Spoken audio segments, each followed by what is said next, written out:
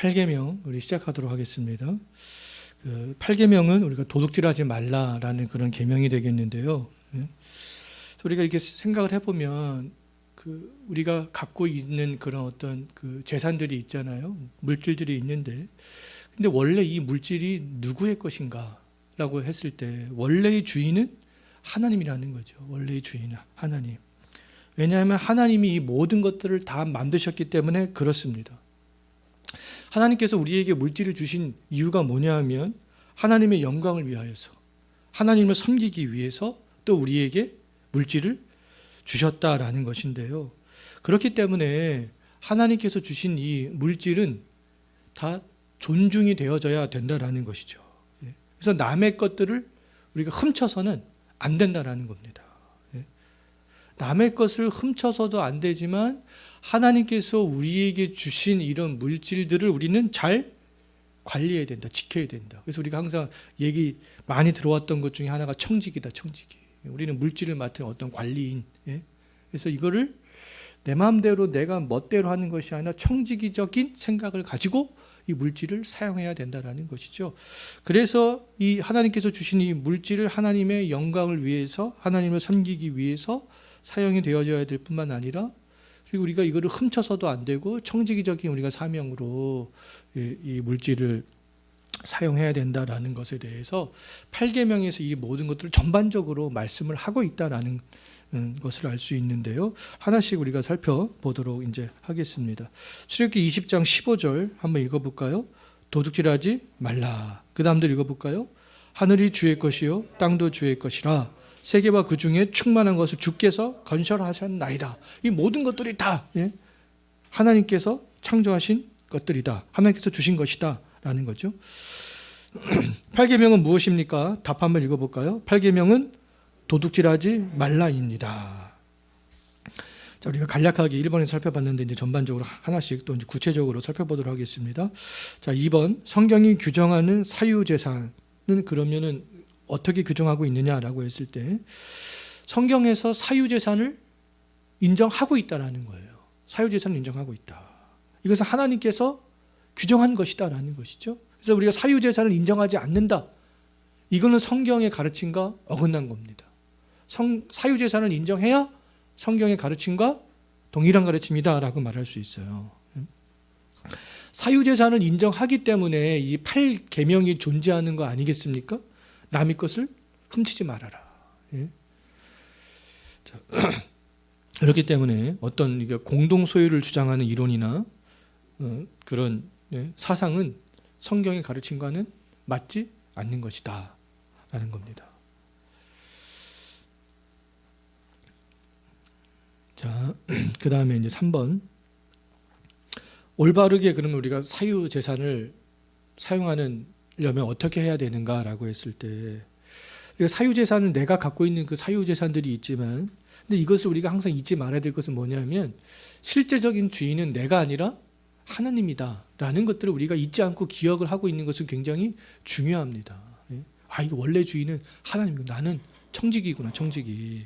그래서 우리는 하나님의 재산을 맡고 있는 나는 청지기에 불과하다. 우리 그 생각을 잊어서는 안 된다라는 거예요.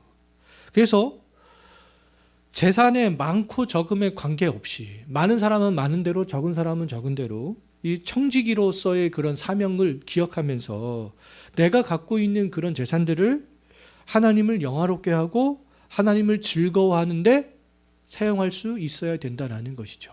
그러니까 하나님을 영화롭게 하고 하나님을 즐거워하는데 내 재산을 사용한다라는 것은 그럼 이건 뭐겠습니까? 우리가 이런 것들은 우리가 첫 시간에 한 것들과 딱 일맥상통하고 그것들을 기억을 해야 될 필요가 있는데요. 하나님의 영광을 위한 건 우리가 먹고 마시고 무엇을 하든지 다 하나님의 영광에 속하는 겁니다. 우리가 먹을 때도, 마실 때도, 우리가 어떤 행동을 할 때도. 그러면 하나님께서 나에게 주신 그런 재산을 가지고 우리는 먹을 수도 있고 마실 수도 있고 어떤 행동도 다 할 수 있다라는 거예요. 그런데 그것이 하나님께 영광이 되는 것인가 안 되는 것인가, 그것들을 잘 생각을 해 봐야 된다라는 것이죠. 그래서 우리는 하나님을 영화롭게 하고 즐거워하는 데 사용하고 청지기적인 그런 사명을 가지고 하나님께서 주신 이 사유 재산들을 사용해야 된다라는 것이죠. 또 사유 재산을 올바르게 사용하는 방법이 뭐냐면 내 재산을 늘리는 데만 관심을 가져서는 안 된다라는 겁니다. 내 재산을 늘리는 데만 관심을 갖는다면 하나님을 영화롭게 하고 즐거워하는데 사용할 수가 없는 거 아니겠어요? 그래서 우리가 타인의 재산에도 관심을 갖고 타인의 그런 복지에 대해서도 관심을 가질 수 있어야 된다라는 겁니다. 우리가 대표적인 예로 우리가 초대교회 예를 들 수 있잖아요. 초대교회 교인들은 자발적으로 자기의 물건을 팔아서 가난한 사람들을 돕는데 사용했습니다. 자기가 잘 먹고 잘 사는 데만 관심이 있는 것이 아니라 타인에게까지 이렇게 관심을 갖는 것들을 볼 수가 있는 거죠. 자, 우리 말씀 한번 읽어보도록 하겠습니다. 빌립보서 2장 4절 한번 읽어볼까요? 각각 자기 일을 돌볼 뿐더러 또한 각각 다른 사람들의 일을 돌보아 나의 기쁨을 충만하게 하라. 다른 사람들의 일을 돌보라는 거잖아요. 그 다음에 사도행전도 읽어봅니다. 믿는 사람들이 다 함께 있어 모든 물건을 서로 통용하고 또 재산과 소유를 팔아 각 사람의 필요를 따라 나눠주며, 그 다음에 디모데전서도 읽어볼까요? 내가 이 세대에서 부한 자들을 명하여 마음을 높이지 말고 정함이 없는 재물에 소망을 두지 말고 오직 우리에게 모든 것을 후히 주사 누리게 하시는 하나님께 두며 선을 행하고 많이 하고 나누어 주기를 좋아하며 너그러운 자가 되게 하라 라는 거죠. 그래서 우리가 이런 원리에 따라서, 이런 생각에 따라서 사유재산들을 사용할 수 있어야 되겠습니다. 그 다음에 우리가 네 번째로 생각해 볼 내용은, 그럼 사유재산을 우리가 어떻게 소유할 것이냐, 이것에 대해서 생각을 해보려고 하는데요.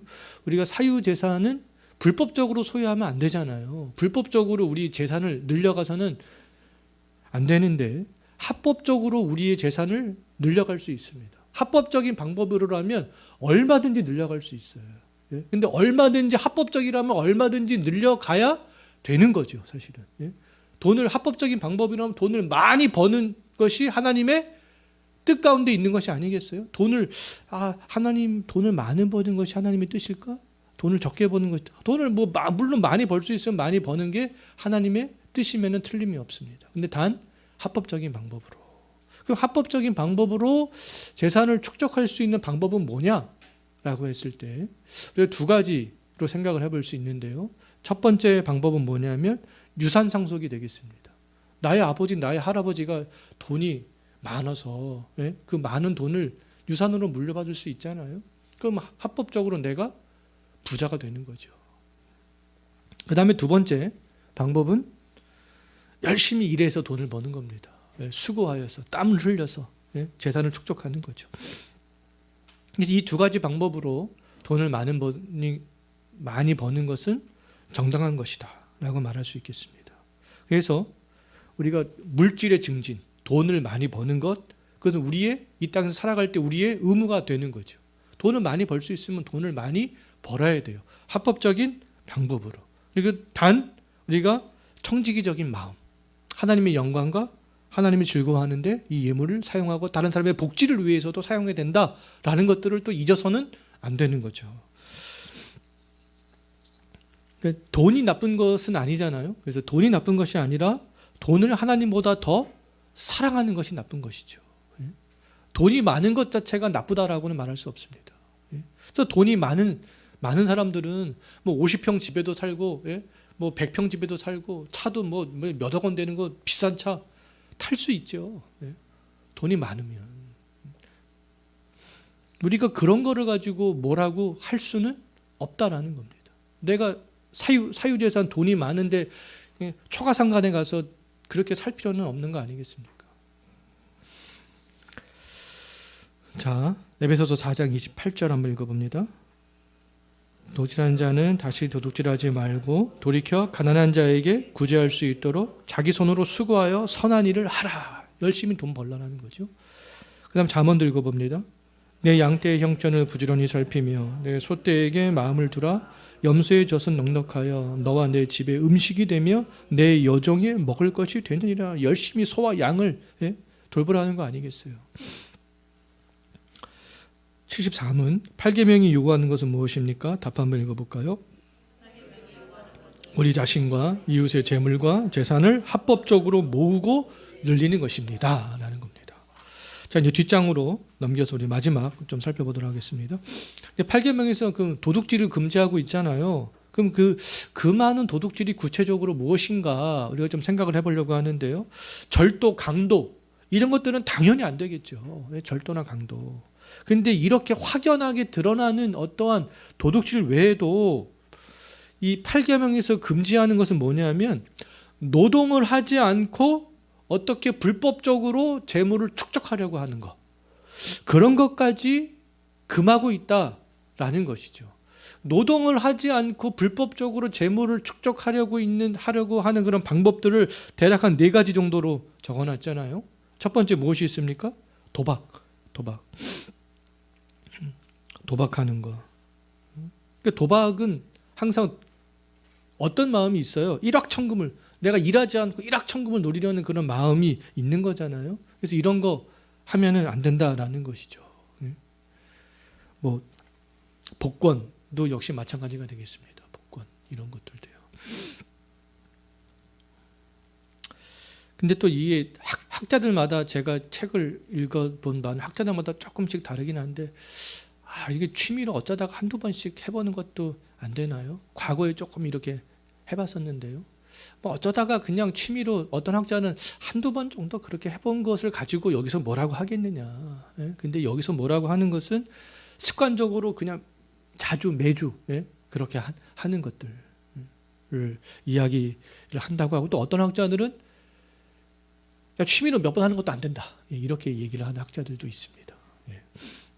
근데 저는 뭐 복권 하지 않는 게 좋죠. 처음부터 하지 않는 게 좋습니다.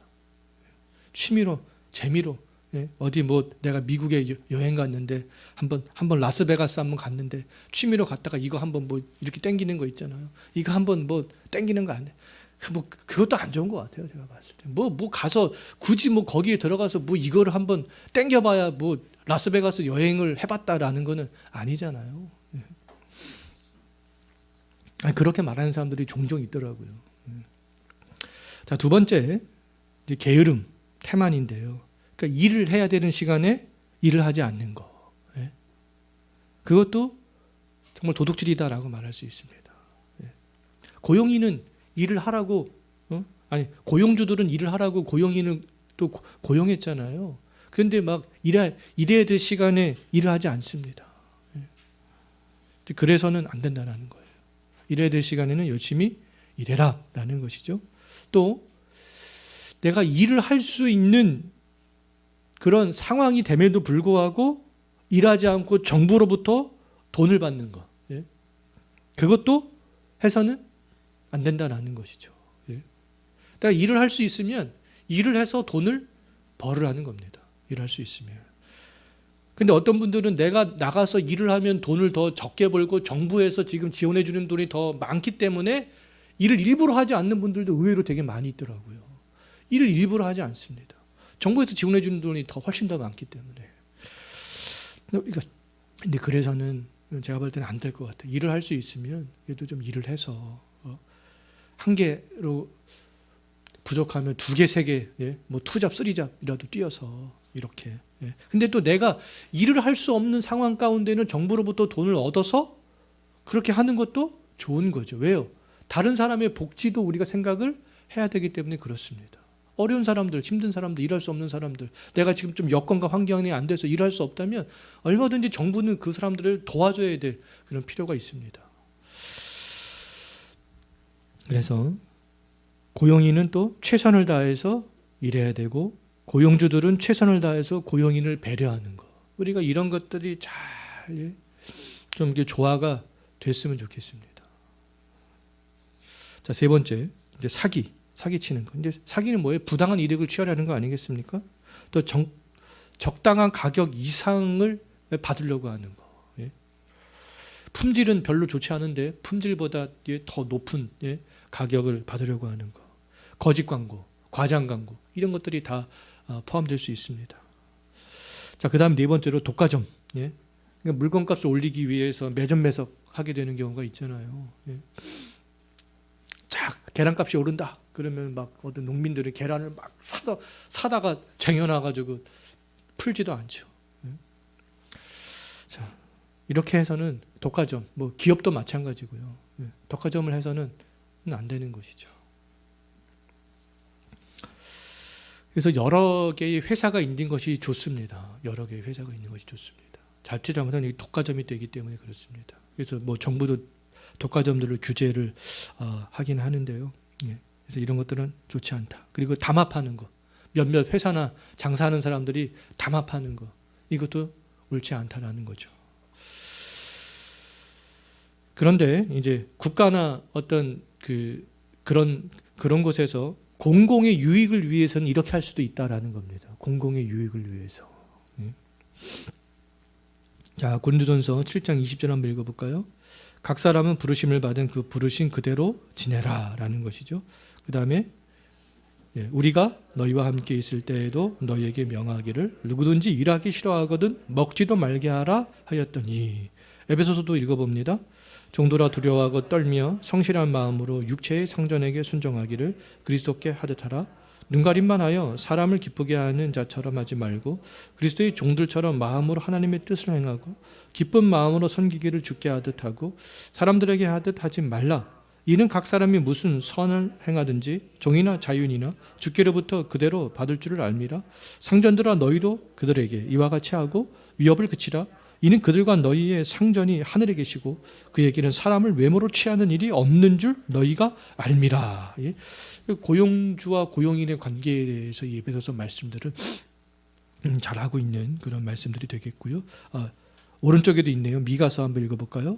밭들을 탐하여 빼앗고 집들을 탐하여 차지하니 그들이 남자와 그의 집과 사람과 그의 산업을 강탈하도다.